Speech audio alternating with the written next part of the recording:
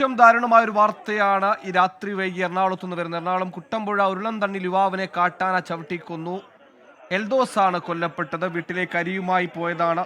ജോലി കഴിഞ്ഞ് ബസ് ഇറങ്ങി വീട്ടിലേക്ക് പോകുന്ന വഴിയാണ് അതിദാരുണമായ രീതിയിൽ എൽദോസിനെ കാട്ടാന ചവിട്ടിക്കൊന്നത്. പ്രദേശത്ത് നാട്ടുകാരുടെ വലിയ പ്രതിഷേധമാണ്. ഇപ്പോഴും മൃതദേഹം അവിടുന്ന് എടുത്തു മാറ്റാത്ത രീതിയിൽ ഉദ്യോഗസ്ഥർ വരണം, മന്ത്രി തന്നെ വരണം എന്ന രീതിയിലൊക്കെ ആവശ്യങ്ങൾ ഉയർത്തിക്കൊണ്ട് വലിയ പ്രതിഷേധങ്ങൾ കടന്നു പോകുന്ന രാത്രി കൂടിയാണ് നമ്മളിപ്പോൾ പോയിക്കൊണ്ടിരിക്കുന്നത്. ഇപ്പോൾ ആ പ്രദേശത്ത് നിന്ന് വരുന്നൊരു പ്രതികരണമുണ്ട്. ആദ്യം അതിലേക്കാണ്. 7:30 ആ ചേട്ടൻ കടയിൽ വന്ന് സാധനങ്ങൾ മേടിച്ച് വീട്ടിലോട്ട്. അപ്പോൾ അമൃതവണ്ടി ഉണ്ടോ ഇല്ലയോ എന്ന് ചോദിച്ചു. അപ്പോൾ ഉണ്ടെന്ന് പറഞ്ഞു. അല്ല, അമൃതവണ്ടി ഇല്ലെങ്കിൽ ഓട്ടോറിക്ഷയ്ക്ക് പോകാനാന്ന് പറഞ്ഞപ്പോൾ അമൃതവണ്ടി വന്നപ്പോൾ ഓടി കയറി പോകുന്നതാണ് സാധനങ്ങൾ മേടിച്ച്. അപ്പനും അമ്മയും മാത്രമേ ഉള്ളൂ. ഈ മകനാണ് ഏക ആശ്രയം. രാവിലെ പണിക്കും വേലയ്ക്കുമായിട്ട് ഇറങ്ങി തിരിച്ചതാണ്. വൈകുന്നേരം 8:30 വീട്ടിൽ അമ്മ ചോറും ആയിട്ട് കാത്തിരുന്നു. ഇപ്പം മകൻ്റെ അവസ്ഥ എങ്ങനെയാണ്? ഈ ജനത്തിന് ഒരു വിലയില്ലേ? ഈ ആത്മാവിന് ഒരു വിലയില്ലേ? ഒരു പാവപ്പെട്ടവന് പണിയെടുത്ത് ജീവിക്കാൻ മാർഗ്ഗമില്ലേ? ഒന്നും വേണ്ട. ഗ്നാച്ചേരിയിൽ നിന്ന് ഉരുളനണ്ണിയിൽ നിന്ന് ഗ്നാച്ചേരി വരെയുള്ള ആളുകൾക്ക് പോരാനുള്ള ഒരു ഫെൻസിങ് അതെങ്കിലും ചെയ്യാൻ പാടില്ലേ? എന്നും പറയാൻ ചെയ്യാം എന്നാ ചെയ്യുന്നേ?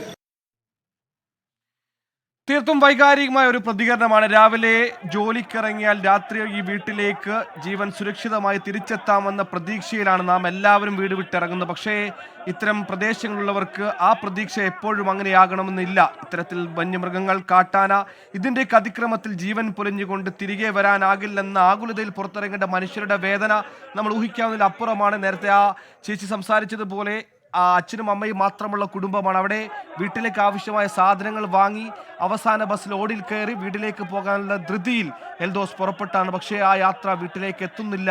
അങ്ങേറ്റം ദാരുണമായ സംഭവം. സർക്കാരിനെ സംബന്ധിച്ച് ഇത്തരത്തിൽ വന്യമൃഗശല്യത്തിൽ കുരുതികളാകുന്ന ഒരു ജീവൻ പട്ടികയിൽ ഒരു ജീവൻ കൂടി മാത്രമാകുന്നു. പക്ഷേ ആ കുടുംബത്തെ സംബന്ധിച്ച് അതൊരു പ്രതീക്ഷയാണ്, വിശ്വാസമാണ്, സ്വപ്നമാണ് ഇല്ലാതാകുന്നത്. ഇപ്പോൾ രാഹുൽ വിജയൻ നമ്മോടൊപ്പം ചെയ്തു. രാഹുൽ, നാട്ടുകാരൊക്കെ നമ്മോടൊപ്പം പ്രതികരിക്കുമ്പോൾ അതിവൈകാരികമായാണ് പ്രതികരിക്കുന്നത്. കാരണം സ്വാഭാവികമായ സമാനമായ പ്രശ്നങ്ങൾ അവർ ഇതിൻ്റെ മുമ്പും ഉയർത്തിയിട്ടുണ്ടാകും.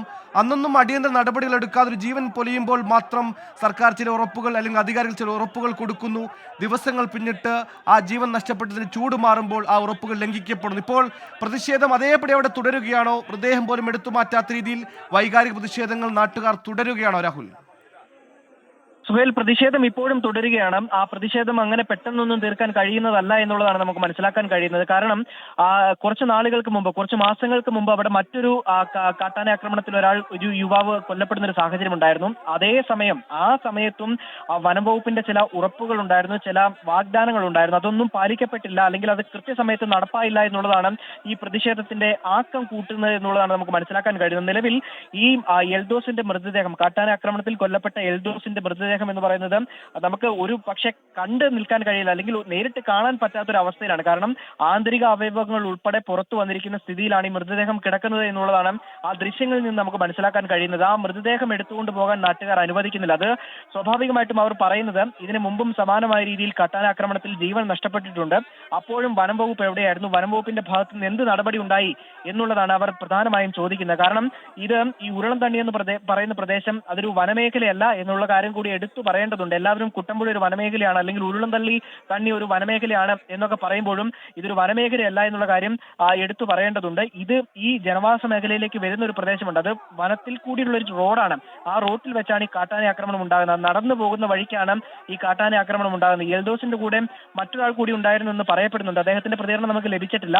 അദ്ദേഹം രക്ഷപ്പെട്ടു എന്നുള്ളതാണ് നമുക്കറിയാൻ കഴിയുന്നതെങ്കിൽ കൂടിയും ഈ കാട്ടാന ആക്രമണത്തിൽ ഈ എൽദോസിന്റെ ജീവൻ നഷ്ടപ്പെടാൻ ഇടയായ കാരണങ്ങൾ പരിശോധിക്കുകയാണെങ്കിൽ ഇവർ നടന്നു വന്ന വഴിയിൽ വെളിച്ചമുണ്ടായിരുന്നില്ല. കാട്ടാന മുൻപിൽ നിൽക്കുകയാണെങ്കിൽ, അല്ലെങ്കിൽ തൊട്ടടുത്ത പ്രദേശത്ത് നിൽക്കുകയാണെങ്കിൽ കണ്ട് മനസ്സിലാക്കാനുള്ള ഒരു വെളിച്ചം ഈ പ്രദേശത്ത് ഉണ്ടായിരുന്നില്ല. ഇതിനു മുമ്പും ഈ പ്രദേശത്ത് വെച്ച് കാട്ടാന ആക്രമണത്തിൽ നിന്ന് തലനാരിഴയ്ക്ക് രക്ഷപ്പെട്ട ആളുകളുണ്ട്. അവരൊക്കെ പലപ്പോഴായിട്ട് വനം വകുപ്പിനോടും പഞ്ചായത്തിനോടും സർക്കാർ സംവിധാനങ്ങളോടും ഒക്കെ ആവശ്യപ്പെടുന്ന ഒരു കാര്യമുണ്ട്.